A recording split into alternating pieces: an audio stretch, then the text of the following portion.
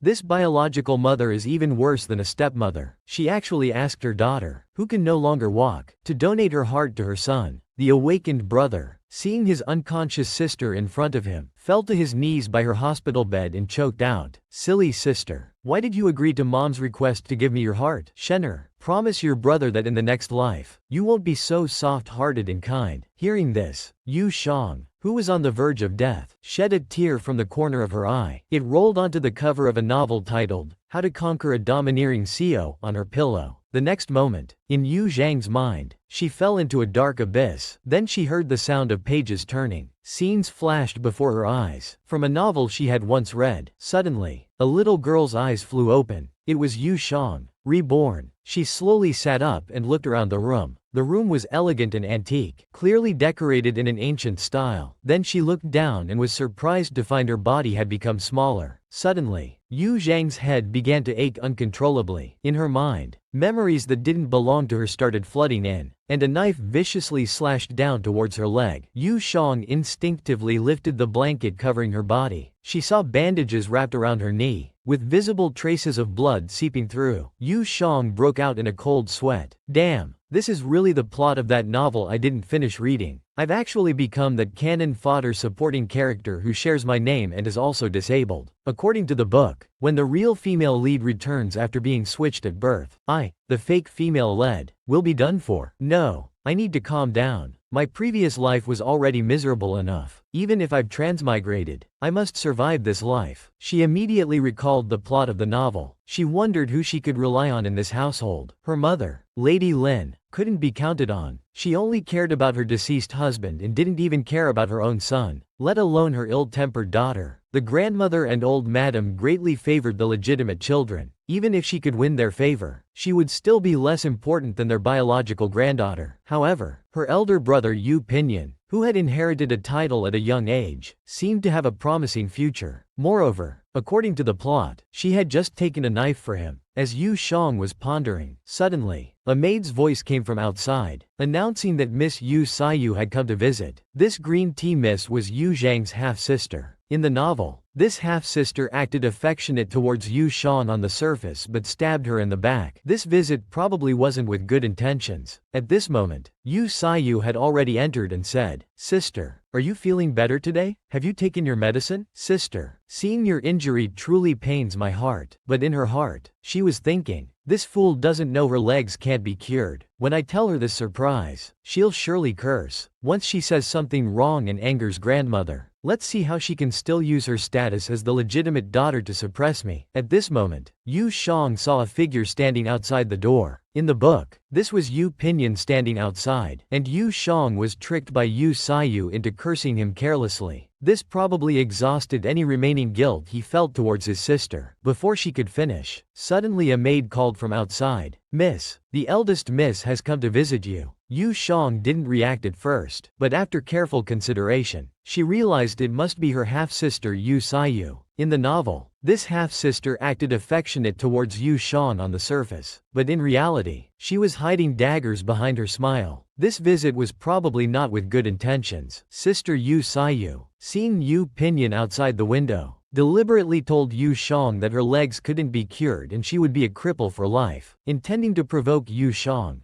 After being provoked, Yu Jang would start cursing Yu Pinyin carelessly. This would exhaust any remaining guilt Yu Pinyin felt towards his sister, ultimately leaving her to live a miserable life without any support. However, the current Yu Jang was no longer the Yu Jang from the novel. Not only was she not provoked, but she even cried while speaking up for Yu Pinyin. "He is my legitimate brother. I took the knife for him willingly. Brother is the main pillar of our Yongle Marquis Manor. Without him, we might have been killed by our uncles fighting for the title long ago. It doesn't matter if my legs are ruined, but brother can't suffer even the slightest harm." These words deeply moved Yu Pinyin, who was standing outside the window. Originally, he only felt a bit guilty, but now he truly acknowledged Yu Jang as his dear sister. However, this wasn't over. Yu Jang deliberately exposed Sayu. "The day I came back injured, wasn't sister laughing happily? Saying repeatedly, 'Serves her right, serves her right. Let's see how arrogant she can be now.'" These words surprised and frightened Sayu. "How did you know? I didn't expect you to have spies around me. You're so scheming."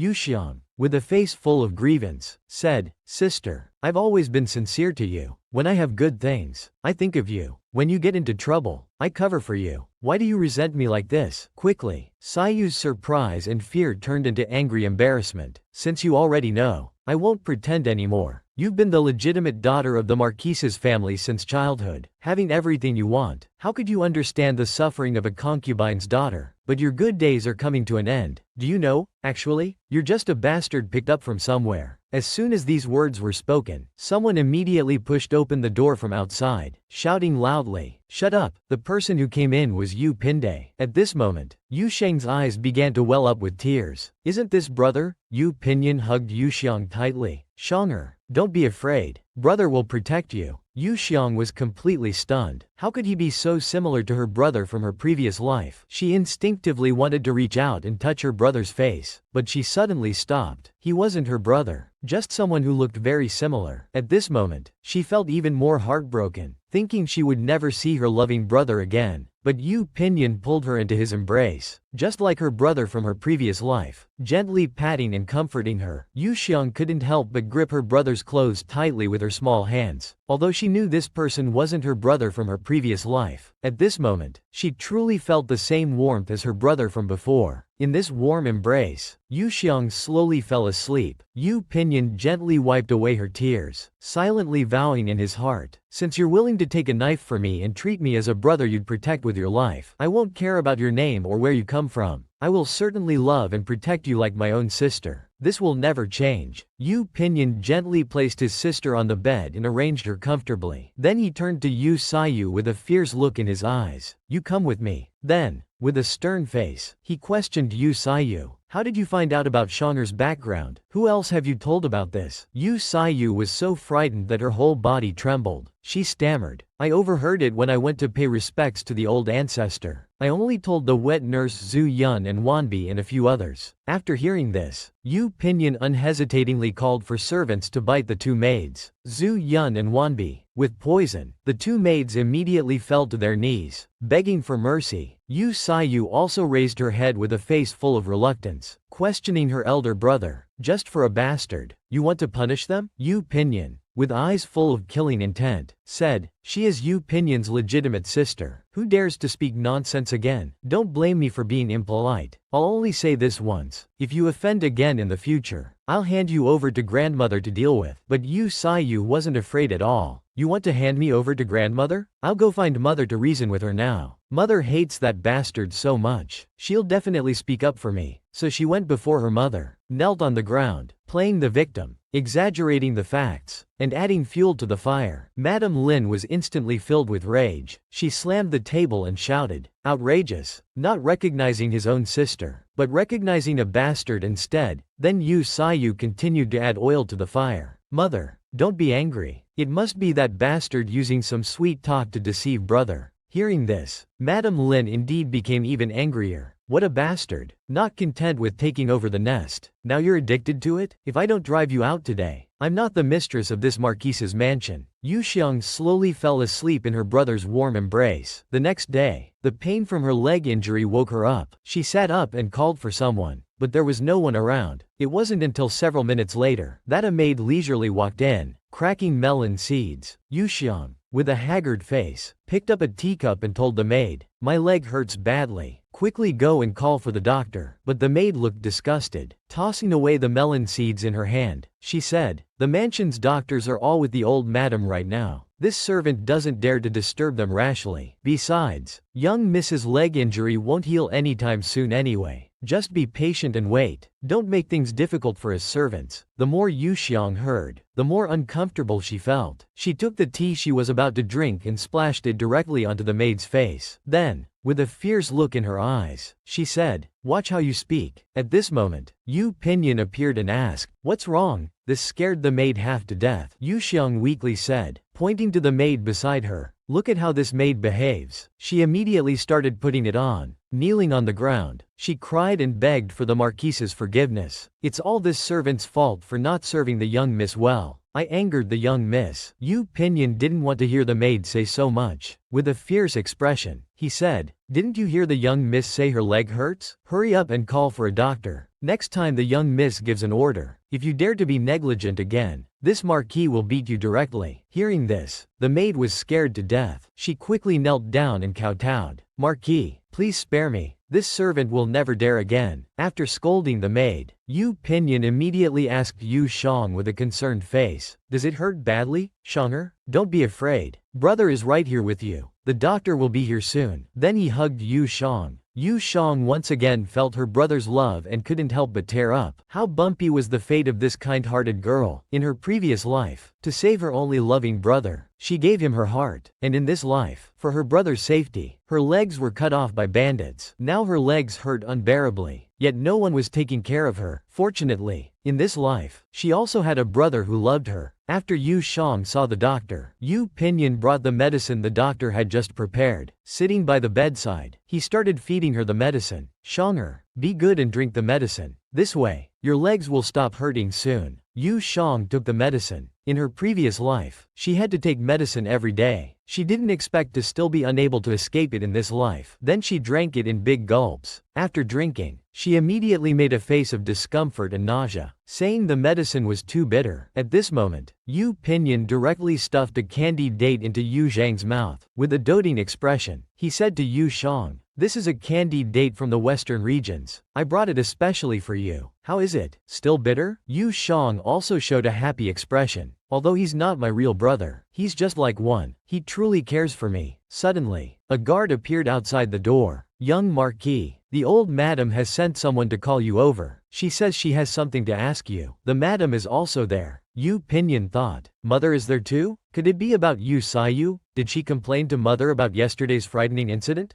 At this time, Yu Shang looked at Yu Pin with a worried expression, seemingly guessing it might be about her. Yu Pinyin immediately smiled, patting Yu Zhang's head to comfort her. "Sister, don't worry. With brother here, nothing serious will happen. You rest well. Brother has to go now." Yu Shang called out, "Brother, will you come to see me again?" "Of course. Brother will come to accompany you every day from now on," Yu Shang said happily. "Really? Then let's pinky promise." After making a promise, you can't lie. Yu Pinyin also hooked his pinky with hers without hesitation. In his heart, he said, "In this vast marquee mansion, Shang'er can only rely on me, her brother. Now, I will protect you with my life." To help his sister get revenge, brother punished Sayu's personal maid, but he didn't expect Sayu to be so angry that she went to complain to Mother Lin. Under her exaggeration, Lin was furious and vowed to drive this cuckoo out of the marquee mansion, so she ran to old Madame Yu to complain. "Mother, tell me, has Pinyin been given some kind of love potion by that jinx? How can he protect her like this?" Moreover, the fortune teller said that this jinx has a vicious fate that brings harm to 6 relatives and death to 7. As soon as she arrived, she caused the death of the old master, and Pinyin's real sister has also suffered greatly because of her. We can't keep such a disaster. "Oh, Pinyin has arrived." Seeing Pinyin arrive, Lin became even more enraged. "Pinyin, you've come at the right time. Today, you must drive that bastard out of the marquee mansion. Keeping such a jinx by your side will eventually harm you. If it wasn't for her, you wouldn't have encountered those bandits." Pinyin just gave a cold laugh. "Mother, I will not drive Shang'er away, since she was willing to risk her life to save me. From now on, she is my legitimate sister." Hearing this, Lin stood up in anger. "That bastard? How dare she? She's just of lowly merchant blood. She wants to steal my daughter's position and continue to harm our Yu family? Pinyin, if you still consider me your mother, drive that jinx away immediately." Old Madame Yu listened, sighing. This Lin really had no grandmotherly demeanor at all. Pinyin just coldly snorted after hearing this. Seeing her son's attitude, Lin suddenly became terrified and immediately started putting on a crying act. "Oh my, what sin have I committed? Even my own son won't listen to me. If you insist on protecting this bastard, then there's no point in me living. I won't live, but I won't let that bastard have it easy either. I'll expose everything about that ill-fated star right now. Let him never have the face to stay in the Marquise's mansion again." Madame Yu heard this and slammed the table hard. "You stop right there. How can you be so foolish? Woman, how can you still not understand at this point? Do you remember why I chose you to be the mistress in the first place? Have you considered the consequences if Yu Zhang's background is revealed?" Madame Lin asked her mother with a confused face. "Why is that?" The old lady stood up and angrily questioned Madame Lin. If you want the shame of your daughter being raised by lower-class merchants to be known to everyone, if you want people to mock your daughter as a fallen phoenix, a mountain pheasant flying up to the parasol tree, unfit for polite society, if you want her to be unable to find a good family in the future and suffer a lifetime of misery, then by all means, go ahead and expose everything. I won't stop you. Fortunately, Yu Jang has a loving brother who had already reported her situation to their grandmother. Shonger said, I'm her legitimate brother, the backbone of the Yongle Marquise's mansion. Even if her leg is broken, as long as I'm safe and sound, she'll be happy. This made Madame Yu very pleased. If she truly thinks this way, it wasn't in vain that the Marquise's mansion raised her for 10 years. She even surpasses the legitimate Yu family bloodline. So when Madame Lin was making a scene, Madame Yu only thought of her as a foolish woman and educated her. If you expose Shonger's background, do you know how much it will affect your own daughter's reputation? After hearing this, Madame Lin's face was full of regret, and tears welled up in her eyes. She had never thought that ruining that bastard would also ruin her own daughter's reputation. She almost caused a great disaster. The awakened Madame Lin quickly knelt and asked the old lady, Mother, your daughter-in-law was foolish. What should we do now? Yu Pinyon, sitting aside drinking tea, shook his head helplessly. Now you're anxious? If I hadn't reported to grandmother in advance, who knows what kind of mess this would have become. Madame Yu admonished Madame Lin with a headache. Remember this well. The Marquise's mansion has twin legitimate daughters. One of them was sickly and sent to be fostered at Fu's temple. We'll bring her back when the time is right. Both of them came from your womb. None of them is a bastard. You should understand how to handle the rest, right? After hearing this, Madame Lin quickly kowtowed and thanked her. Your daughter-in-law understands. Mother, please rest assured. Leave the rest to me. I won't let any information leak out. At this moment, Yu Pinyon's face was full of sadness and disappointment. Since father's death, in these 10 years, it's the first time mother has worried about someone else. But that person isn't me. Instead, it's that sister who is lost outside. She has become her spiritual sustenance to live on. So what am I? Her own son. After all, perhaps just slightly better than Shonger. To cover up the fact that the legitimate bloodline was exposed, Madame Lin actually wanted to poison, mute, and sell Yu Saiyu's personal maid. When Yu Saiyu heard the news, she rushed to her mother's residence. She directly questioned her mother. What crime have they committed to deserve being poisoned and muted? Moreover, these maids and servants of mine are all honest people. They would never spread baseless rumors. Please, mother, be clear-sighted about this. After hearing this, Madame Lin immediately slapped her. Such honest people indeed. She stood up with a murderous look and warned Yu Saiyu. Let me tell you this. Whatever you overheard in Jung Garden that day, you'd better forget it all. If I hear even a whisper outside, even if you're of the Yu family bloodline, I can still have you poisoned, muted, and sent to the countryside. After saying this, Madame Lin unhesitatingly ordered the servants to act. Seeing her poisoned and muted maid lying in front of her, Yu Saiyu was so frightened that she trembled. Before leaving, Madame Lin didn't forget to threaten her. You're 12 this year, right? Think carefully about whether you want to marry into a noble family or a poor household. You'd better think it through. Yu Saiyu was terrified. He's just a bastard. Mother clearly hates him to the bone. Why would she still help him? On the other side, Yu Zhang's face was full of worry. Yu Pinyon has been gone for so long. I don't know what Madame Yu's attitude towards me is. Suddenly, a charm fell on her face. Interrupting her thoughts, she picked up the charm, looking exasperated. These demon-suppressing charms all over the room are annoying. So she called for a maid to clear away these paper charms. The maid, however, earnestly said, Miss, these are all safety charms that Madam got for you. She specifically instructed that they can't be moved, or it will bring misfortune. Yu Zhang's eyes were full of killing intent. Safety charms? Madame Lin really thinks highly of me. Suddenly, Yu Pinyon appeared and said to the maid, if the young miss tells you to clear them, then clear them. If mother wants to punish someone, I'll take the blame. The maid was instantly frightened and trembled. This slave wouldn't dare. This slave will clear them right away. Yu Shang sweetly called out a song. The two asked each other in unison. They were both stunned for a moment. Then they smiled. Yu Xian, with a doting expression, stroked Yu Zhang's head. Nothing serious happened with grandmother. I just came to see you after chatting with her for a while. Grandmother asked me to tell you to rest well. Yu Shang smiled gratefully, finally feeling relieved. It seemed she didn't have to worry about her true identity being exposed for now. Yu Pinyon, seeing her room, was puzzled. Why is Shonger's room so sparse? So he asked Yu Shang.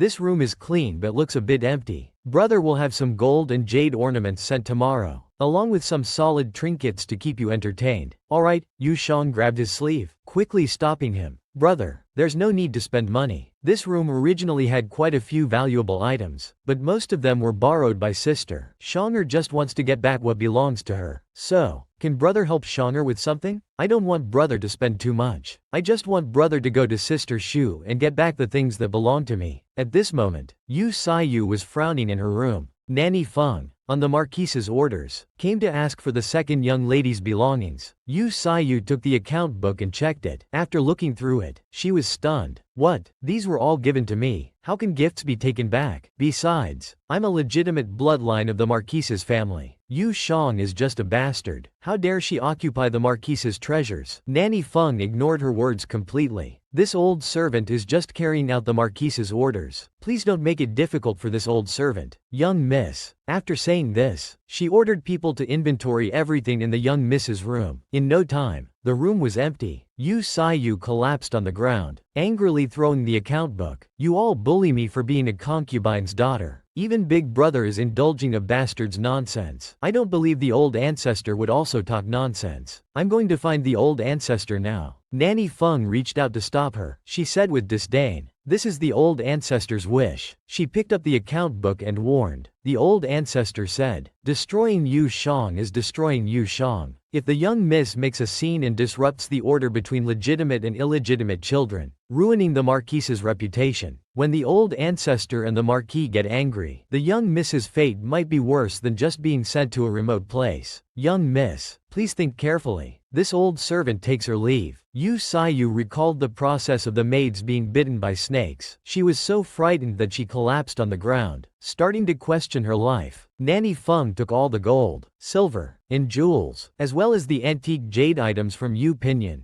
and even the wooden wheelchair that was rushed to be made overnight by carpenters, all to Yu Zhang's residence. The maids excitedly flattered. "The Marquis is so thoughtful. Miss just mentioned once that the room was boring, and the Marquis sent a wheelchair." Yu Shang was instantly delighted. "I just mentioned it casually, but he really took it to heart. At least now I have some valuables to rely on. Even if the real owner comes back in the future, I'll at least have a way out." A maid nearby looked at the gold, silver, and jewels, drooling. Fei Shen had evil thoughts. The Marquis is indeed generous. So many treasures are benefiting that cripple Yu Shang. No, I must find a way to get some benefits for myself. So she pretended to tell Nanny Feng, "Old Nanny, you've worked hard coming here. Let me keep these things for now. I'll give them to the young miss later." Nanny Feng wasn't worried. "You take care of them first. Don't lose anything," the maid assured. "Don't worry, Nanny." Then she picked up an oriental pearl, drooling greedily. "If I pawn this, it would surely fetch over 100 taels." So she unhesitatingly started altering the account book, thinking to herself, "Yu Shang is just a fool. She can't read anyway. Even if I steal some, she won't notice." Yu Shang and another maid were stunned. Is something wrong with this person's brain? Why is she openly altering the accounts? The maid excitedly told Yu Shang, "Miss, I've counted everything. Since you can't understand this account book anyway, I'll keep it for you." Yu Shang took the account book from the maid's hand, refusing. "That's not necessary. I'll keep the account book. It'll be good for learning to read with brother in the future." The maid was instantly terrified and trembling. If the Marquis saw this account book, her trick would surely be exposed. So she took back the account book with shaking hands, saying she would recount everything. "There are so many items. This servant is afraid of making any mistakes." Yu Shang smiled at her and said, "Is that so? Very well. Count them again. But this time, be more careful. Also, there's no need to store the items brother sent in the warehouse. Put them all in my room. I'd like to look at them every day." The maid had no choice but to agree immediately. However, as she turned away, her face was full of worry. This person has become decadent, but his mind has become sharper. He's so cautious. Could it be that he has discovered something? The other maid also had a face full of questions. "Miss is treating you so poorly. Why do you still keep her around?" Yu Zhang's eyes were full of murderous intent. "Of course, she can't be kept. But now is not the time. When I have secured my position in the Marquise's mansion, I'll settle all accounts at once." When you have the ability to foresee the future, how would you use it? Yu Shang, now with financial security, could finally sleep soundly. He fell into a deep sleep, excited and holding onto the gold and pearls. But unexpectedly, in his dream, he suddenly found himself trapped in a quagmire. unable to move. He saw his brother and Pinyan's convoy rushing past. No matter how much Yu Jang shouted, Yu Pinyan seemed unable to hear. As the convoy passed by steep cliffs, suddenly there was thunder and lightning, causing a landslide. As a result, his brother and the others were swept into the great river. Yu Jang, terrified, shouted, "Brother," and woke up suddenly. Sitting up, he wiped the tears from the corners of his eyes. It was just a dream. But why did it feel so real? Could this dream be related to the novel? If only he had finished reading the novel no matter what. Suddenly, the maid shouted that the marquis had arrived. Yu Jang immediately became excited. "Brother, you've come." But when he saw his brother's clothes, he was instantly stunned, because his brother's clothes were exactly the same as in his dream. Yu Pinyan, seeing Yu Zhang's dazed look, stroked his head affectionately. "Brother is about to leave with the crown prince on official business. I came specifically to say goodbye to Shonger." Yu Jang suddenly realized that dream was indeed the plot of the novel. He can't let him go. He needs to think of an excuse. Yu Pinyan, seeing his sister not speaking, thought she was afraid of having no one to take care of her after he left, so he comforted her affectionately. "Shonger, don't worry. Rest well in the mansion. If anything happens, go find Nanny Feng. She will take care of you." The guard outside called out to the marquis, indicating that the horses were ready. Yu Pinyan turned to leave. Suddenly, Yu Jang grabbed the hem of his clothes and pretended to be ill. "My leg suddenly hurts so much." Yu Pinyan,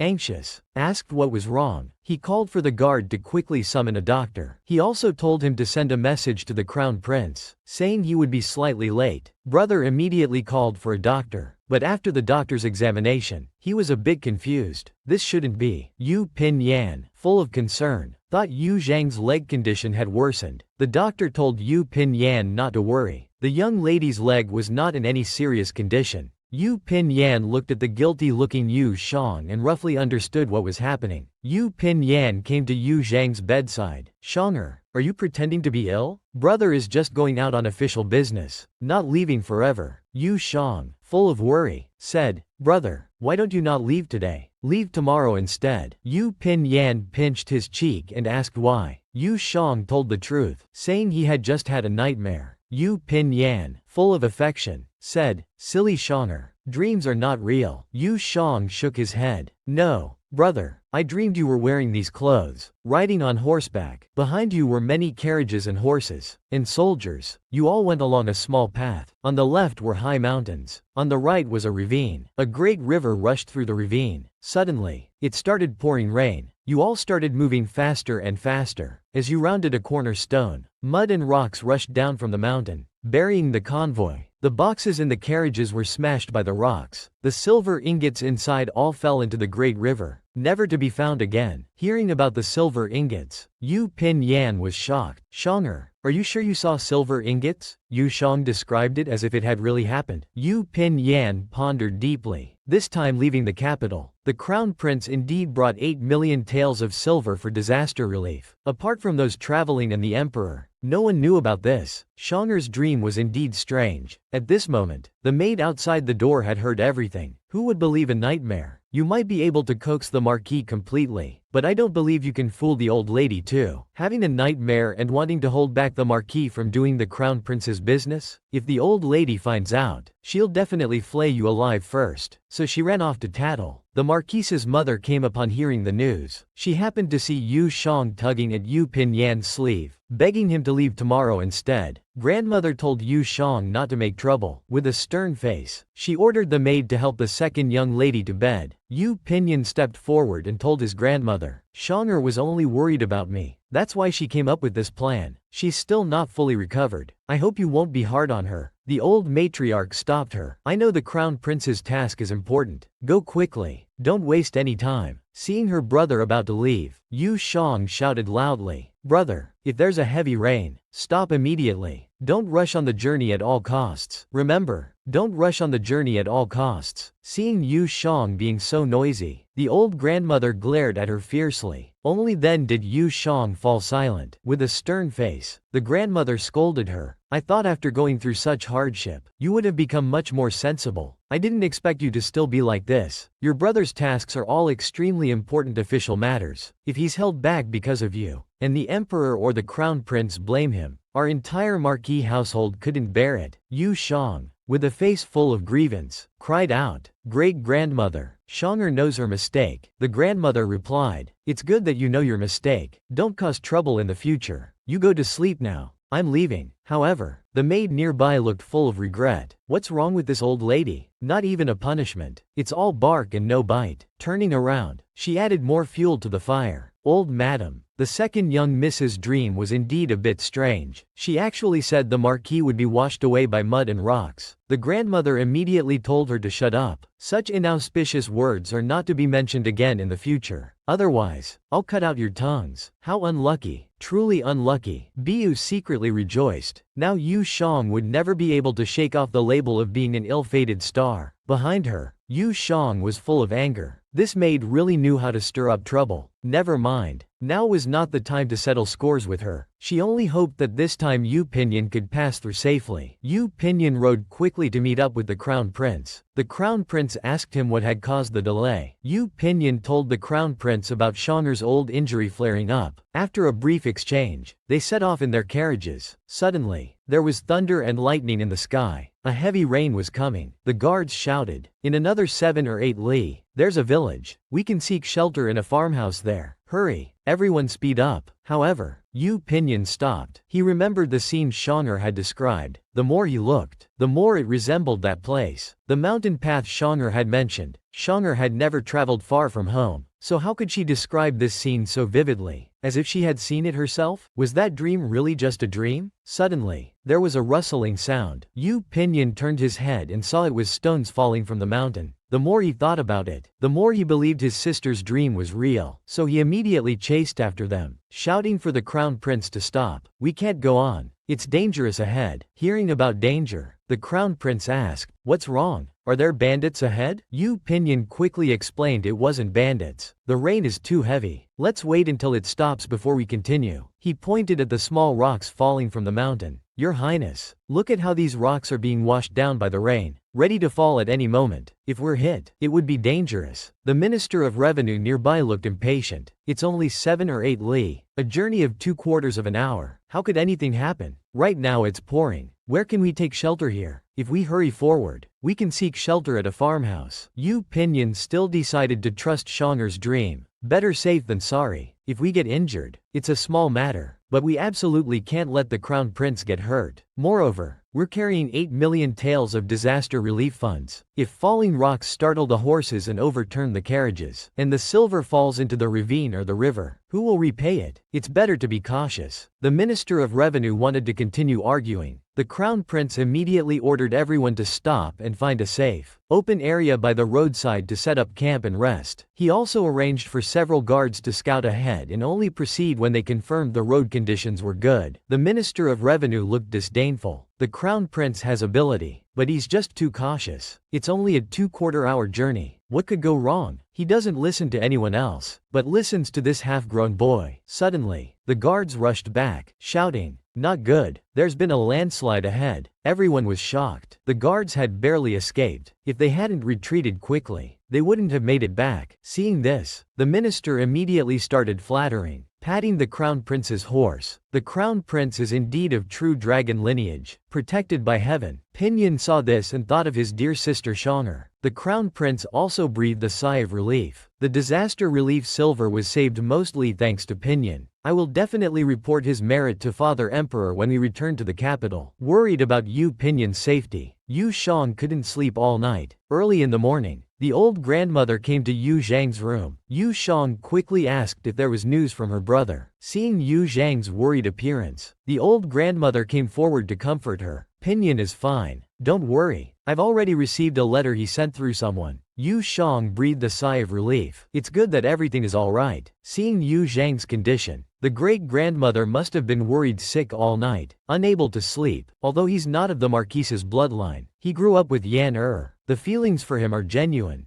Great-grandmother, with a kind face, stroked Yu Jang's head. Good child. Pin Yan mentioned in his letter that it was thanks to your actions that he escaped danger. You are truly a great contributor to our marquise's household. Great-grandmother instructed Nanny Feng to bring the 100-year-old ginseng to nourish the second young lady's body, and to fetch a few pieces of Jiaoling Sha as well. Yu Shang was overwhelmed by the favor, thinking it was too precious. Grandmother comforted Shang'er. Our household has always been fair in rewards and punishments. This is what you deserve. Just accept it. If it weren't for Shang'er's warning, Yan would have definitely rushed in. At that time, not only would his life be lost, but the marquise's household would also have to compensate for the disaster relief. That would be several million. Even if we sold everything, our household couldn't afford it. The 100-year-old ginseng brought by Nanny Feng was indeed full of spiritual energy. But Yu Zhang's heart wasn't on that. Fortunately, she had that dream and told Yu Pin Yan in advance. Otherwise, all these disasters would have been blamed on me. This harbinger of misfortune. A maid nearby had evil thoughts. 100-year-old ginseng. It's an imperial gift. It can even save lives in critical moments. Yu Shang is just a cripple. What virtue does she have to make the old lady give her such a treasure? One maid stood up, saying she was going to make soup for the second young lady. But in her heart, she was thinking of selling the old ginseng to a pharmacy and then making soup with an inferior product for Yu Shang to drink. After all, a fool wouldn't be able to tell the difference. But Yu Shang wasn't a fool. She stopped Kui Shi. Let's leave the kitchen work to Lu Yu. You can just move these boxes of Jiaoling Sha into the storehouse. Kui Shi was about to refuse, but seeing the harmonious scene between the grandmother and granddaughter, she had to comply. The malicious maid had evil thoughts again, but Yu Shang saw through it at a glance. She told Kui Shi to move these boxes of Jiaoling Sha into the storehouse. Kui Shi exerted great effort to move the things to the storehouse alone. She was panting and complaining, making me move such heavy wooden boxes alone. That dead cripple is deliberately making things difficult for me. How come the Marquis and the old lady are all deceived by her? Suddenly, she saw the safety charm on the ground and had an idea. Yu Shang had asked her to throw away the safety charms that the madam had obtained. Luckily, she had been cautious and didn't throw them all away. The old lady values rules the most. If Yu Shang disrespects her elders like this and wastes her mother's intentions, if the old lady finds out, she will surely punish her. So she secretly returned to outside Yu Zhang's room, eavesdropping on their conversation. Nanny Feng was praising Yu Shang, saying that in just a month, she had helped the Marquis avoid 2 disasters. If she wasn't blessed by someone from the afterlife, how could the Bodhisattva have sent her a dream? The maid suddenly appeared with the safety charm. Young lady, since the Marquis has turned danger into safety this time, it seems the safety charms that Madam gave you earlier were quite effective. Why don't you listen to Madam and hang these charms back in your room? Grandmother asked with a puzzled face. Did you send the safety charms? But Yu Shang warned her. I've already instructed you to burn all these charms, haven't I? The maid fell to her knees with a thud. Young lady, this is after all Madam's goodwill. I couldn't bear to waste it. Grandmother's face was stern as she questioned Yu Shang. Yu Shang turned to her grandmother. You'll understand if you take a look yourself. Grandmother. Grandmother took the safety charm from the maid's hand. Seeing Yu Zhang's calm demeanor, the maid was also puzzled. Why isn't she afraid at all? Could there be something wrong with this charm? Grandmother took the safety charm and looked at it. Instantly, she was filled with rage. This is not a safety charm. It's a curse. She slapped the maid hard across the face. Pointing at the evil charm, she furiously said, "You foolish servant. How dare you privately keep such evil things? What were you thinking? Come, lock her in the firewood shed." The maid cried bitterly, kneeling and begging for mercy. The next second, she was dragged away by the guards. Grandmother's face was full of regret. I've been negligent. How could the noble Yongle Marquise's household practice witchcraft near the Great Temple, and curse their own granddaughter at that? Everyone knows that the current emperor abhors such things the most. If a strict official were to report this, the consequences would be unimaginable. Grandmother waved her sleeve, instructing Nanny Feng to take a few people to search Lin Shi's courtyard. Burn any suspicious items immediately. If there's any trouble, tell her to go back to her maiden home. Don't let her bring disaster to our Marquise's household. Grandmother didn't forget to tell Yu Shang to rest well, assuring her that this matter would be dealt with properly. Yu Shang nodded repeatedly. Watching her grandmother's retreating figure, she thought, what a lucky coincidence. That Kui-shi actually ended up helping me. She figured Lin wouldn't come to bother her for some time now. Feng Mama brought guards to Lin's courtyard and ordered the servants, burn all these spirit banners, paper people, and paper horses. The ignorant Lin came out to stop them. What are you insolent slaves doing? Who gave you the courage? Grandmother came in holding the curse items, looking displeased. I ordered them to burn these. How dare you bring such unlucky things into the house? Aren't you afraid of implicating the Marquise's mansion and getting the whole family executed? Look at what you've done. I think you're the real harbinger of misfortune. But Lin remained obstinate, saying these things were different. They're all for my husband, and they've been blessed by the temple's great power. Grandmother pushed Lin away. Junji has been dead for 10 years. With you as the mistress of the Marquise's mansion, it's truly a disgrace. If you stay, I'll divorce you on Junji's behalf. You fool. Lin could only admit her mistake. After finishing the disaster relief work with the crown prince, Yu Pinyin went to the deep mountains to do farm work, to invite the divine doctor to come down the mountain and treat his sister's leg condition. He worked tirelessly helping the doctor carry water and dig herbs. He did this for half a month. The divine doctor was puzzled. You're working so hard just to cure your sister? Yu Pinyin recalled Yu Shang sweetly calling him brother, and said, I am her brother. Naturally, I want to protect her for life, keeping her free from illness and harm, safe and healthy. As long as you're willing to come down the mountain, I'd work not just for half a month, but even half a year. The divine doctor gladly agreed. Just for your attitude, I agree to treat your sister's legs. Yu Pinyin was overwhelmed with excitement. He immediately threw away his hoe. I'll write a letter to my sister right away to tell her this good news. Oh, divine doctor, could you give me some of these herb seeds? I want to send them to my sister as well. She's confined to a wheelchair. Tending to flowers and plants might help alleviate her boredom. Then he took out a few seeds from his clothes. The divine doctor looked and saw they were ice jade dew. He poked Yu Pinyin's face with his fan. You think these are cabbage? Easy to grow? I've been cultivating this ice jade dew for over a decade. Only one plant has survived. Yu Pinyin pleaded. It doesn't matter if they grow or not, as long as it gives my sister something to look forward to. The divine doctor shrugged. Fine. I have plenty of these seeds. You can take them. Yu Pinyin bowed with clasped hands to express his gratitude. At this time, Yu Shang was watering flowers in the courtyard. Suddenly, a maid ran in excitedly, calling, Young miss, a letter from the Marquis. He also sent you something. Yu Shang asked joyfully. Brother sent a letter? What did he say? The maid handed the envelope to Yu Shang. The Marquis said he found a divine doctor who can cure young Miss's leg condition. He also sent a bag of herb seeds for you to plant when you're bored. Yu Shang looked at the letter in disbelief. Brother, he really found a doctor who can cure my legs. The maid nodded quickly. It's absolutely true. The old madam heard the news and rushed me to come tell you. Yu Shang fell into deep thought. 2 lifetimes, both spent in a wheelchair. Can my legs really be cured this time? Yu Pinyin's loyalty and devotion finally gained the divine doctor's approval to come down the mountain. So Yu Pinyin brought the divine doctor to the meeting place agreed upon with the crown prince. But he learned from the crown prince's guards that his highness had lost his memory. The accompanying imperial physicians were at a loss. What should they do? Yu Pinyin was incredulous but told them not to panic and to explain the situation from beginning to end. By chance, Shen Miaoqi, the daughter of a rich merchant passing by, overheard. She had known the patient inside was a noble. Now she learned it was actually the crown prince. If she could cure the crown prince's illness, wouldn't wealth and honor be within her grasp? She needed to find a way to get close to them. Yu Pinyin entered the crown prince's room. The Minister of Revenue said, Marquis Yongle, you're finally back. The crown prince has been in a high fever and unconscious. If this continues, Yu Pinyin saw the crown prince lying ill in bed. The condition was so dangerous. No, the crown prince is the heir to the country. He absolutely cannot be in danger. He turned to look at the divine doctor. With clasped hands, he earnestly requested the divine doctor to treat the crown prince. Shen Yi stroked his beard and said to Yu Pinyin, you better think this through. I initially only agreed to treat the artist. If I save the crown prince, I won't be able to help your sister. Yu Pinyin pondered deeply. The crown prince or Shonger? Which was more important? The crown prince's life was in danger. Naturally, he should choose to save the crown prince. But Shonger's legs, he clenched his fists and took a deep breath. Please, divine doctor, treat the crown prince. The divine doctor instantly became angry. I thought you valued relationships more. In the end, you bow to power and abandon your family. Yu Pinyin,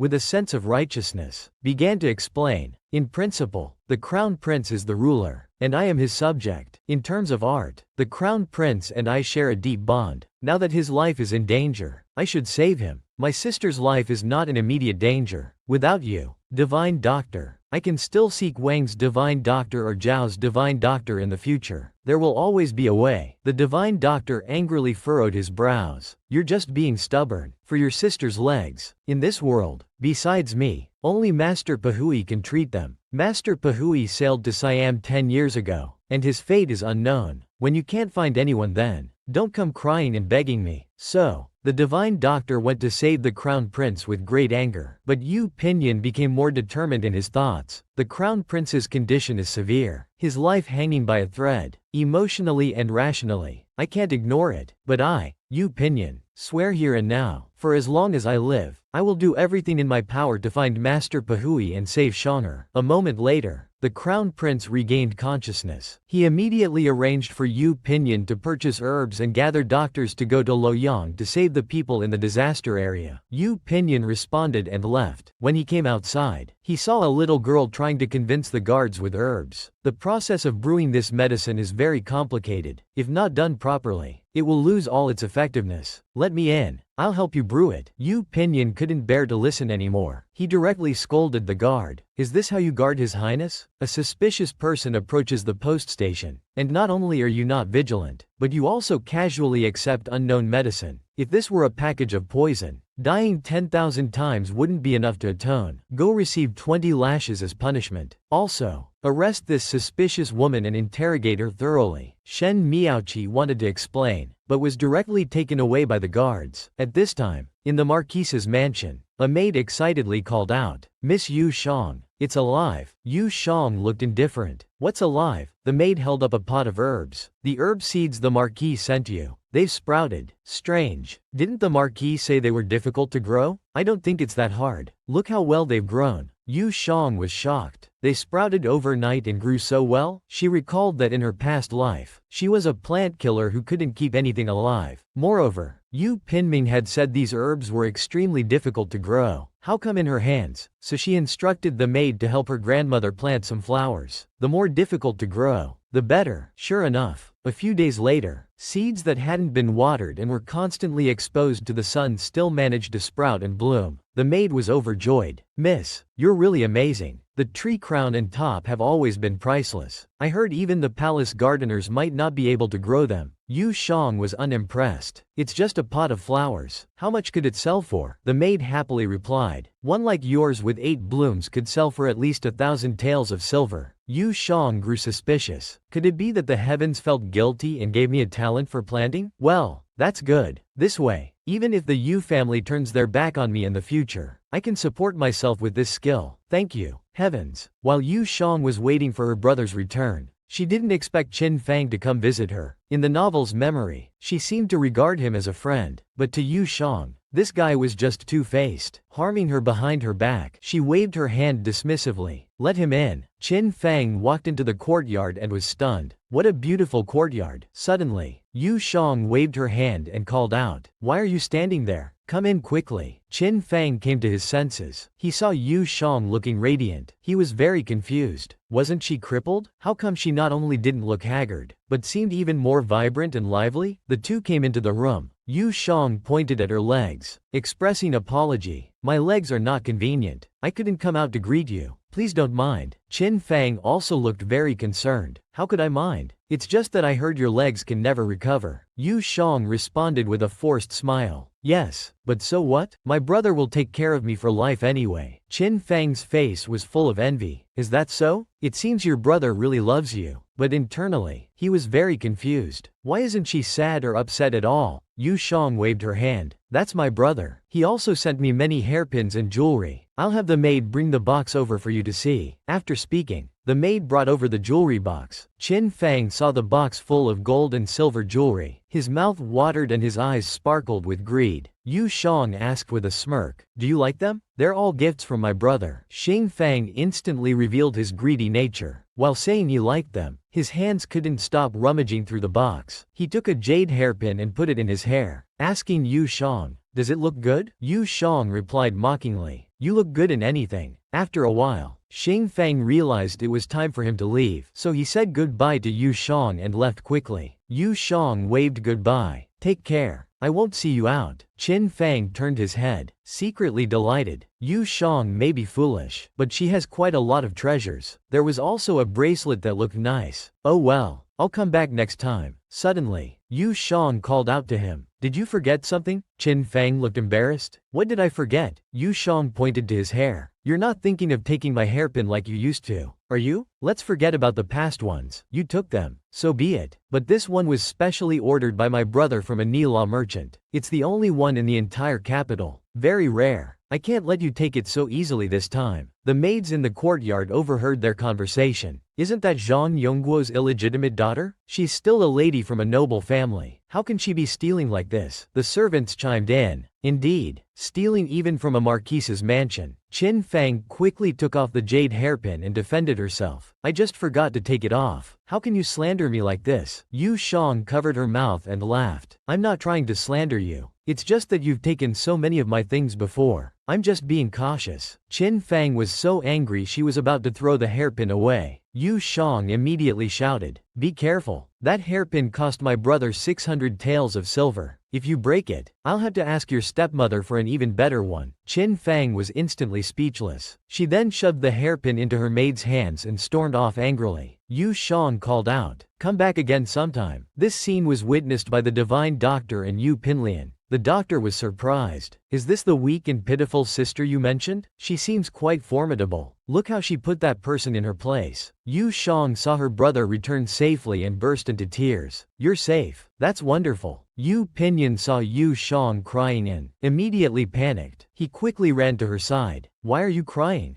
Don't cry. Don't cry. It's my fault for making Shanger worry. Then he hugged her, comforting her. Brother is back now. He even awkwardly patted her back. Yu Shang suddenly smiled. You're clearly not good at comforting people, yet you're trying so hard. Yu Pinyin teased Yu Shang. Finally, you're smiling. I haven't seen you for months, and you've turned into a crybaby. You've gained some weight and your complexion looks better. Seems like you've been eating well. Hearing this, Yu Shang was displeased. She cupped Yu Pinyin's face. How can you say a girl is fat? Yu Pinyin laughed heartily and apologized. But brother has lost weight. The mission must have been very difficult. Yu Pinyin hugged her. It's nothing when I know Shanger is thinking of me. No matter how hard it is, it's worth it. Yu Shang saw an old man admiring flowers in the distance and asked curiously, "Brother, who is that?" Yu Pinyin was about to explain when the divine doctor waved and said, "I'm the doctor your brother invited to treat your legs. You can call me Divine Dr. Pu." Yu Shang politely greeted him but inwardly scoffed. How arrogant, calling himself a divine doctor. Suddenly, Divine Dr. Pu said, "I have a rule when treating patients. I only agree to examine a person once. Originally, I agreed to examine you, but the Crown Prince lost his memory. Your brother gave your chance to the Crown Prince. I saved the Crown Prince, so I can't save you, because the one chance I promised your brother to examine has been used up. Do you understand?" Yu Pinyin was instantly filled with rage. "You old fool. I thought you agreed to come back with me because you had a change of heart and were willing to treat Shanger. I didn't expect you came to deliberately mock me and drive a wedge between us siblings." After scolding the divine doctor, he tightly held Shanger's hands. "Shanger, I'm sorry. In the future, brother will find an even better doctor for you." The divine doctor sneered from the side. "In this world, apart from me and Master Pahui, no one else can cure her. Where will you find a better doctor?" Yu Pinyin was instantly speechless. However, Yu Shang was understanding and well-mannered. "Brother, you don't need to apologize to me. Whether by reason, righteousness, or emotion, you must treat the Crown Prince. So brother, you're right. There's no need to apologize." Yu Pinyin was deeply moved. Shen Yi made a sarcastic comment from the side. "Interesting. Girl, do you really not want to treat your legs? Are you willing to be disabled for life?" Yu Shang retorted. "Don't we still have Master Ku Wei? There's plenty of time. No rush. Even if we can't find him, it doesn't matter. My brother will naturally protect me for life. You don't need to worry about me as an outsider. Brother, isn't that right? Yu Pinyin replied. Of course. Brother will protect you for life. The divine doctor couldn't stay any longer and prepared to leave. Suddenly, he noticed the ice jade dew on the balcony and was very puzzled. This can't be ice jade dew, can it? Yu Shang hugged it tightly. What ice jade dew? This grew from the seeds my brother gave me. The divine doctor paused. Then it must be. Your brother's seeds were from me. I never thought you'd actually grow ice jade dew. Yu Shang scoffed. What's so difficult about that? Just water it more and give it more sunlight, and it'll grow. The divine doctor looked confused. Ice jade dew doesn't need watering at all. It's even afraid of sunlight. Could I have been mistaken? So he begged Yu Shang to let him take another look. Yu Shang reluctantly agreed. Be careful then. This flower emits white light at night. You can't drop a single leaf. The divine doctor became instantly excited. This must be ice jade dew. Then he eagerly asked Yu Shang, can you sell this pot of flowers to me? I'll pay any amount of silver. But Yu Shang refused without hesitation. Yu Pinyin explained for Shanger. Of course, he can't grow it himself, so he wants to buy the ready-made one. A single vermilion fruit is worth 10,000 gold in the market. Yu Shang mumbled. I already have 5 vermilion fruits on this plant. She suddenly became excited. How about I sell it to you, and you help treat my legs? The divine doctor angrily replied. That's not possible. I've taken a solemn oath. I can't break the rules of my sect. But then he suddenly had an idea. I can teach you a unique massage technique to prevent your leg muscles from atrophying. Otherwise, even if you find the Bone Ash Master in the future, it won't help if the muscles have already deteriorated. Yu Shang scoffed. I was disabled for 25 years in my past life. I've already learned several massage techniques. I don't need you to teach me. Sorry, but I'm not selling this plant. The divine doctor was at a loss. He sighed. Well, in that case, I'll take my leave. Suddenly, Yu Shang called out to stop him. However, if you agree to 3 conditions, I could give you 4 vermilion fruits. The divine doctor immediately perked up. Yu Shang proposed 3 conditions. Give me 3 of the ice jade dew pills made from the 4 vermilion fruits. Second, examine my grandmother once in the future. Third, examine my brother once in the future. If you agree, you can take them now. The divine doctor waved his hand. All right, I agree to all of it. I'll go find a jade box to store the fruits right away. Yu Shang smiled and called out, brother, of the 3 ice jade dew pills, you, I, and our great-grandmother will each have one. The remaining pill, along with the flower, we'll offer to the crown prince to pass on to the emperor. Such a precious thing is not something our marquise's mansion can afford to keep. Yu Pinyin looked at her with admiration. Our Shanger is becoming more and more clever and sensible. Yu Shang playfully replied. You're only just realizing this? Isn't quick-witted and intelligent a phrase specifically used to describe me? Suddenly, a butterfly landed on Yu Zhang's nose. She didn't forget to let her brother take a look. Yu Pinyin burst into laughter. Our family's Shanger is more beautiful than flowers, even attracting butterflies. Do you want to go out and catch butterflies? Brother will push your wheelchair. A nearby maid, hearing them talk about catching butterflies, had a mischievous thought. Catching butterflies? This is a good opportunity to get noticed by the marquis, so she volunteered to catch butterflies for them. However, Yu Shang had already seen through everything. Wearing rouge and now wanting to catch butterflies for me? I'm afraid your intentions lie elsewhere. The maid, with a radiant face, fantasized while catching butterflies. If I could catch the marquise's attention, with my looks, I could become not just a personal maid, but even a concubine. But in Yu Pinyin's eyes, there was only Yu Shang, who was continuously feeding him fruits, one after another. After much effort, the maid finally caught a butterfly. She immediately called out, "My lord, look, isn't this the one that landed on the young Mrs. nose earlier?" However, Yu Pinyin paid her no attention. The maid wondered, what's wrong with the marquis? He won't even glance at me. Am I really inferior to that cripple? Yu Shang looked at the maid with a mocking expression. The maid was puzzled. What is that cripple smiling about? Suddenly, she wiped her sweat and cried out, "Oh no, how did this happen? My makeup is all ruined." She immediately covered her face with her sleeve. "Young miss, this servant suddenly feels unwell. Perhaps we can catch butterflies another day?" Just then, Yu Sayu suddenly appeared. She came to the maid's defense. "The sun is so scorching. Kuei-shi will surely get heat stroke if she stays out longer. Sister, please be kind and let this maid go."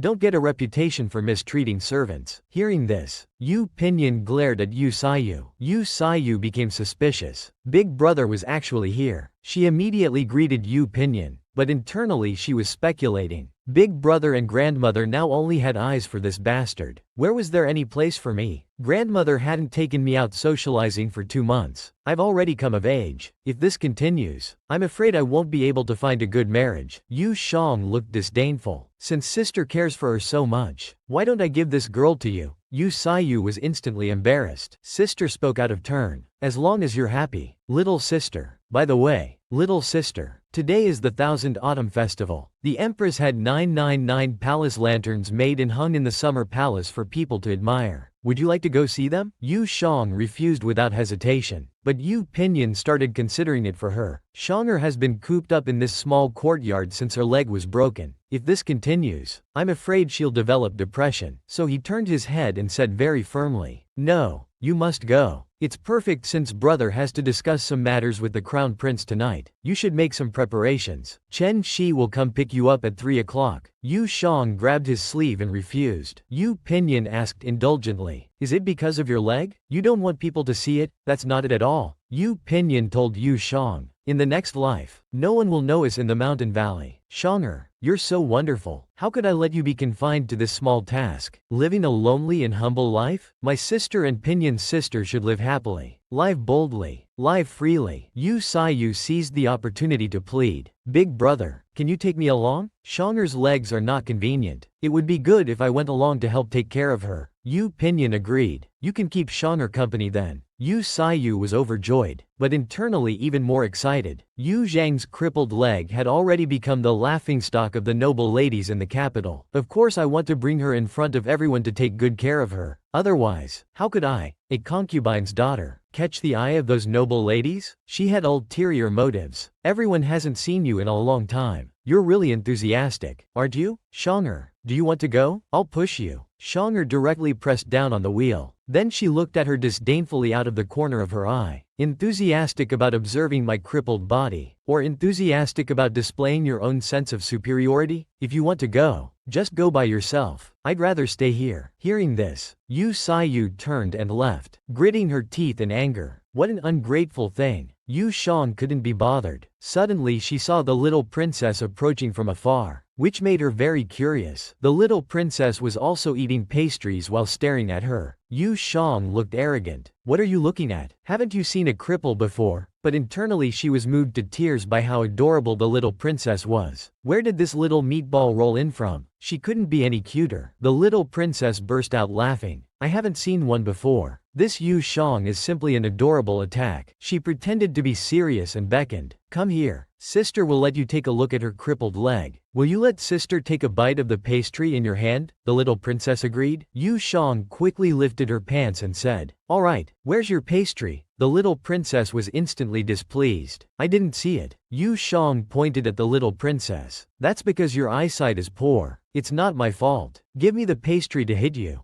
The little princess obediently handed over the pastry. Yu Shang swallowed it without hesitation. Seeing her empty hands, the little princess instantly burst into loud cries. Yu Shang, charmed by her cuteness, laughed out loud and quickly patted her head to comfort her. All right, don't cry. Sister was wrong. Tell sister your name, and sister will do a magic trick for you. Okay, my name is Little Ball. I'm called Little Shang. Now watch this magic trick carefully. A rose suddenly appeared in Yu Zhang's hand. The little princess's face was instantly filled with surprise. The crown prince, watching from the side, burst into laughter. He turned to ask Yu Pinyin, you taught her this trick, didn't you? You used to love showing off this when you were young. Yu Pinyin's lips curled into a smile. Shanger is much quicker than I was. Grandmother quickly apologized to the Empress. This old woman has failed in her teachings. Please punish me, Empress. However, the Empress didn't mind at all. It's all right. My little ball has the purest heart. The people she willingly interacts with can't be wrong. But can Shanger's legs still be cured? Grandmother looked worried. Xie Yuan has already examined it. She said unless Master Kahui intervenes, there's no hope. The crown prince looked ashamed. This life was exchanged for my sister's legs. Don't worry. I will definitely help you find Master Kahui. Yu Pinyin clasped his hands and bowed. "This humble servant and my sister thank your highness the crown prince." The empress turned to leave, but not before instructing the crown prince and Yu Pinyin to let them play freely and happily here. "Yao, keep an eye on them."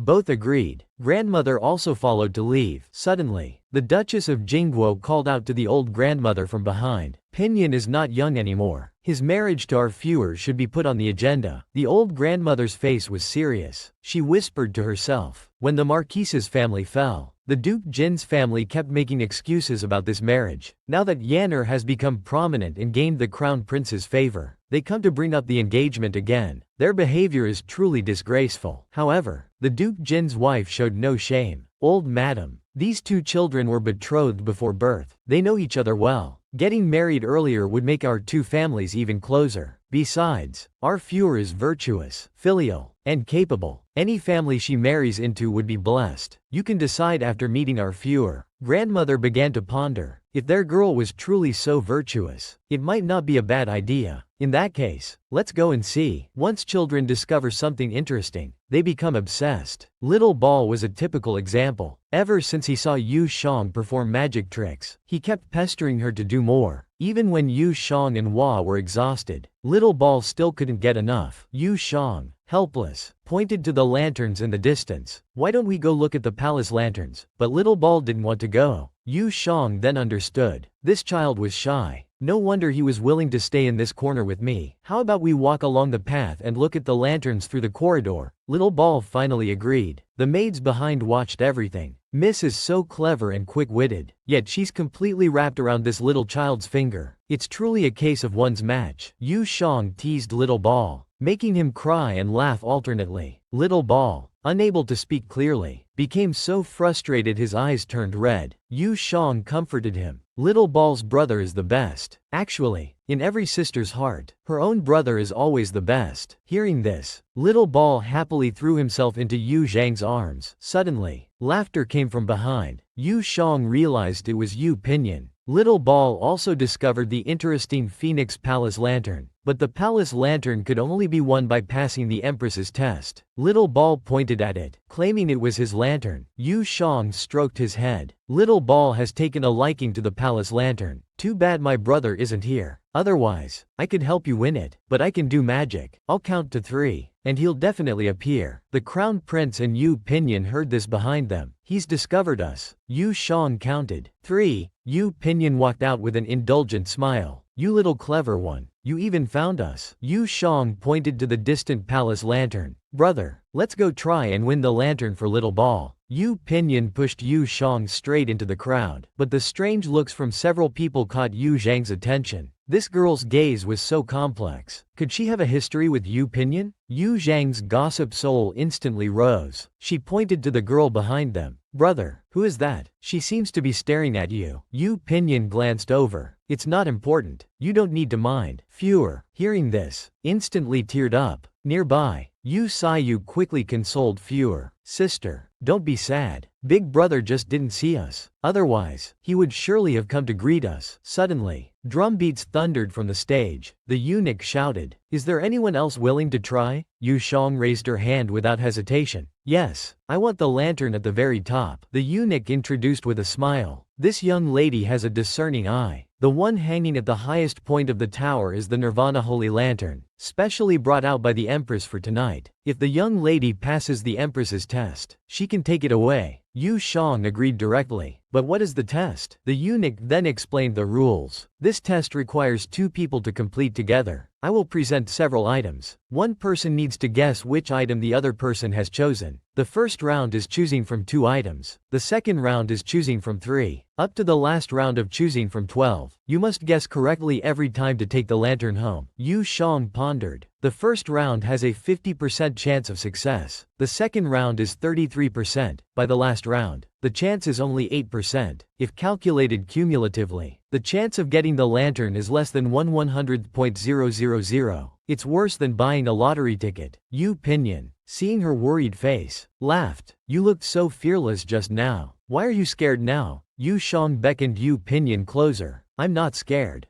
It's just that the Empress is being a bit stingy. Isn't this intentionally preventing people from taking the lantern? Yu Pinyin tapped her head, looking indulgent. You're getting bolder, even daring to criticize the Empress. Yu Shang replied mischievously. I'm just joking with you, brother. As they bantered, the competition began. The palace maid brought the items to Yu Shang for her to see. Yu Shang looked at the two hairpins, thinking they weren't that special, though finely crafted and valuable. An ordinary person would certainly find it difficult to choose. However, brother is no ordinary person. Such a choice would surely not be difficult for him, so he waved his hand, signaling the maid to bring the items for brother to select. Yu Pinyin looked on with a smile on his face. Is there even a need to choose? Shang'er loves flowers the most. She likes this peony hairpin. Without hesitation, he chose this one. Yu Shang was even more straightforward in saying, peony hairpin. The audience below was in disbelief. This little girl is so impressive. She guessed it without even thinking. So the second round quickly began. Yu Pinyin saw 3 sheep and the corners of his mouth curved slightly. Shang'er always likes to lie on the soft couch by the window to watch the scenery. She doesn't want to go anywhere else. Among these 3 sheep, the one lying down must be the most suitable for the performer. The palace maid began to ask Yu Shang to answer, but before she could finish speaking, Yu Shang directly gave the answer. Subsequently, the two entered a mode of tacit understanding. Even for the final round of choosing from the 12 zodiac animals, Yu Pinyin didn't take it seriously. This last round is too simple. Shang'er is born in the year of the rabbit. Is there even a need to choose? The result was unsurprising. Yu Shang chose correctly again. The audience below cheered, saying how amazing the little girl was to guess such difficult questions correctly. They truly are a pair with exceptional tacit understanding. The palace maid handed over a palace lantern to Yu Shang. The two looked at each other holding their prizes, full of joy. Yu Pinyin's face was full of doting affection. A challenge that seems impossible to others is so simple for me and Shang'er. Is there anyone else in the world who understands each other as deeply as we do? It can be said that they are 2 hearts beating as one. With a tacit understanding, Yu Shang was still immersed in the joy of winning the prize when suddenly the little princess called out. Yu Shang then realized she had almost forgotten about the little ball. Here, take it to play with, she said. The little princess happily accepted it. Turning to Yu Pinyin, she said, brother, push me to the riverside. I'll watch people release river lanterns with the little ball. You can go attend to your business if you need to. Don't worry about me. Yu Pinyin's face was full of affection as he said, you little ungrateful one. You have a friend now and don't need your brother anymore. This pair of siblings is really so sweet and in sync. To help the little princess win back the Nirvana holy lantern, they unhesitatingly stepped onto the I choose, you guess, challenge stage, which only 1/100.000 could win. They won the holy lantern at an almost godly speed. It can be said that their understanding of each other has penetrated to the bone. They truly are 2 hearts beating as one. With a tacit understanding, Yu Shang unhesitatingly gave the priceless holy lantern to the little princess. She didn't forget to take her to the riverside to watch the river lanterns. Unexpectedly, they saw a carp jumping over the dragon gate. However, Yu Shang sighed. If only we could eat this fish. It must weigh at least 2 jin. If we could catch it and make sweet and sour fish, it would be excellent. Come to think of it, she was a bit hungry. The little princess said she was hungry too. However, behind them, someone was staring at them with a fierce look. The princess saw the holy lantern in the little princess's hand. She approached the little princess. Full of anger, she shouted, this Nirvana holy lantern was a tribute from India to the great Han dynasty. There's only one in the world. Priceless. How dare you hold it? Give it to me. The little princess was frightened and started crying. However, the princess became even more ferocious. Quickly give me the lantern. The little princess looked pitiful. With tears in her eyes, she hid behind Yu Shang, saying, it's mine. I won't give it to you. Yu Shang spotted Yu Sayu in the crowd. These people are really unreasonable. Seeing that the little princess still wouldn't give it up, the princess tried to snatch it directly, but Yu Shang dodged and pushed her away. The princess fell to the ground. She became even more arrogant and domineering. How dare you push me? Do you know who I am? I am the princess of Chang. My father is the Jade Prince. Yu Shang retorted angrily. So what if you're a princess? You dare bully my little ball? Don't make me splash lamp oil on your face. Moreover, we won this lantern fair and square. It's a reward from the Empress. You didn't even ask and just tried to snatch it. Does being a princess mean you can override the Empress and the laws of the Great Han Dynasty? Even if I were to throw this lantern into the river to feed the fish, I wouldn't give it to you. If you have the guts, come and try to snatch it again. Let's see if you're faster at grabbing or I'm faster at throwing. The princess trembled with anger and pointed at Yu Shang, asking, "Which family are you from?" Yu Shang looked at her with disdain, and the little princess even made faces at her. The princess was furious and wanted to teach Yu Shang a lesson, but Chang Yafu stopped her. Chang Yafu quickly asked the princess to calm down and informed her of Yu Zhang's identity. He pleaded with the princess to not quarrel with her for his sake. Chang Yafu shamelessly walked into Yu Shang. Sister Shang has a set of white jade ringing phoenix hairpin, made up of 36 pieces. It can be said to be ingeniously crafted. Sister, how about exchanging your lamp for that hairpin? This lamp looks fine now, but after burning for a long time, the inner wall will be covered with black lamp oil, losing today's luster. The hairpin is more practical. Yu Shang stared at Chang Yafu. Isn't this the person who was peeking at her brother earlier? So Yu Shang rudely pushed him away. Who are you? Do I know you? Yu Saiyu angrily stepped forward to explain. Yu Shang, this is Sister Fuer who is engaged to our eldest brother. How can you not recognize your future sister-in-law? Yu Zhang's eyes were full of killing intent as she pondered. This person was engaged to Yu Pinlian. Could it be the Jing Guo Gong family who regretted the engagement years ago when they saw the Hu family decline? Back then, the old ancestor was so angry about this matter that she fell ill for over a month. Moreover, the title of future sister-in-law is still uncertain. Understanding everything, Yu Zhang's lips curled slightly, full of disdain. When my things were stolen, Sister Fuer didn't stand up for me. Now she comes to mediate, wanting to exchange an ordinary jade hairpin for my priceless palace lamp, and expects me to be grateful? You're calculating quite loudly, treating me like a fool to deceive, now helping outsiders to cheat your sister-in-law's belongings. After marrying into the family, won't you grind your sister-in-law to death? Chang Yafu, embarrassed, began to explain. Sister Shanger,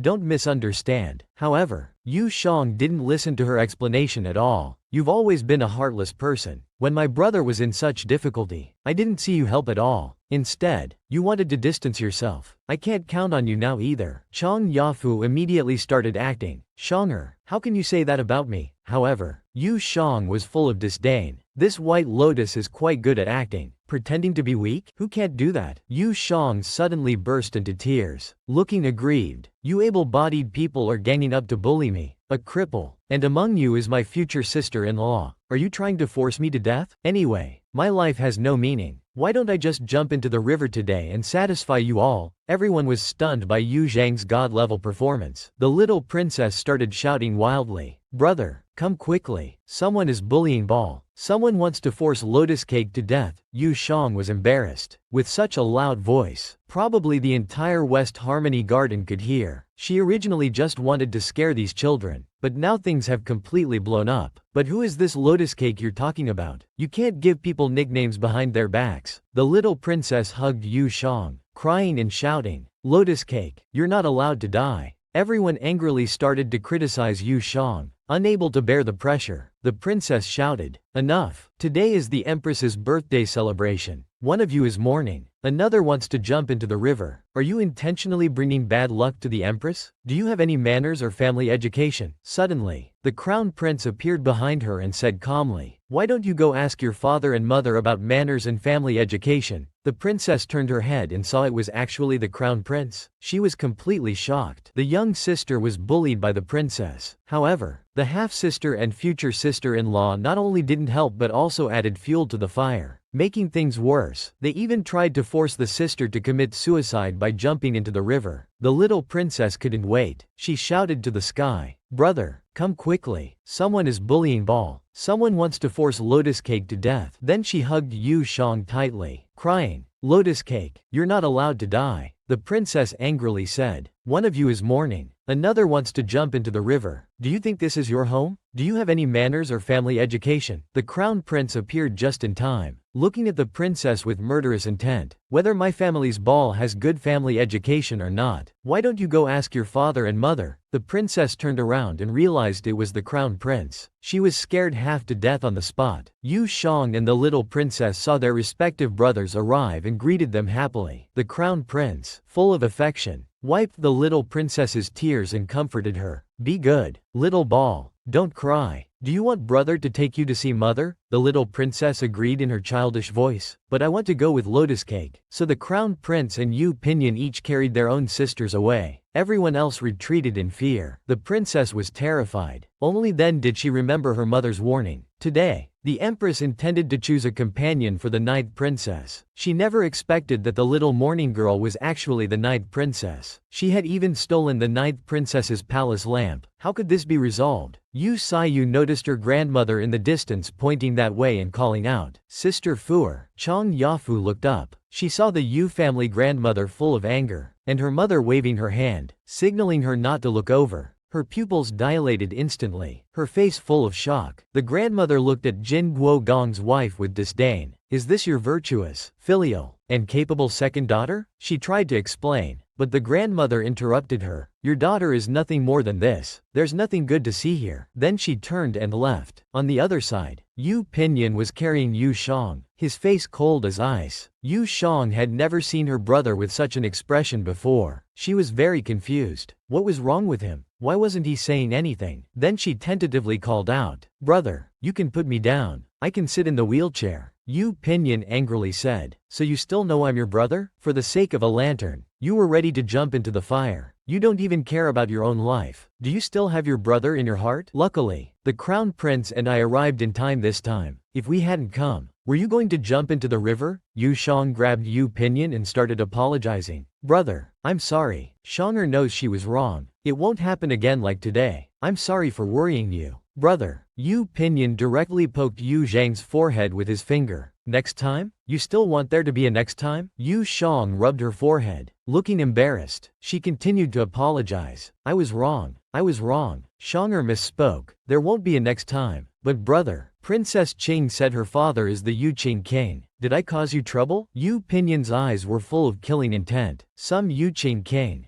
guarding the northwest, not to mention employing mercenaries. Now even his legitimate daughter is showing off her power over me. Are you afraid people don't know about your ambitions? But he still comforted Yu Jang. Don't be afraid, it's alright. When the queen learned that someone bullied you, she called everyone to the Fengqi palace. She even let the little princess identify who bullied her. The little princess, with tears in her eyes and a pitiful expression, pointed at them and said, "They stole my lantern and wanted to hit me. Lian Zigao protected me, so they wanted to force Lian Zigao to jump into the river." Yu Jang almost burst out laughing. This little chubby ball had pinned these people down with just a few words. She truly was adorably dark to the core. The queen comforted the little princess. "Don't cry. Mother will make it right for you. I heard from the nanny that you wanted to eat sweet and sour fish. It's already been prepared by imperial decree. Go wash your face and eat with Lian Zigao." The little princess adorably called out, "Fish, fish." Then she ran to Yu Jang, pulling her along. "Let's eat sweet and sour fish." Yu Jang responded and went along. Because the little princess was so young, the fish she just picked up with her chopsticks fell back into the dish. Seeing how adorably cute she was, Yu Jang wanted to tease her a bit. "Open your mouth wide, I'll feed you." The little princess obediently did as told. Yu Jang picked up a piece of fish and moved it towards the little princess's mouth. The little princess bit down without hesitation, but Yu Jang quickly pulled the fish back. The little princess only got a small bite. Looking disappointed, she glared at Yu Jang with puffed cheeks. However, Yu Jang was laughing so hard tears came to her eyes. She apologized, saying, "Sorry, my hand slipped. I'll feed you again. This time you'll definitely get it." After punishing them, the queen walked over and happened to see this scene. She also started laughing. Grandmother looked terrified. This naughty child was tricking the ninth princess again. The queen turned to tell grandmother, "Your granddaughter is so clever and mischievous. She suits my taste perfectly. Why don't we send her into the palace to be a companion for little 9?" Grandmother hesitated. The young sister shielded the little princess from the villains. She even threatened to die to resolve the crisis. This made the little princess very fond of her. She also deeply won the queen's favor. So the queen invited grandmother to let Yu Jang become the ninth princess's companion.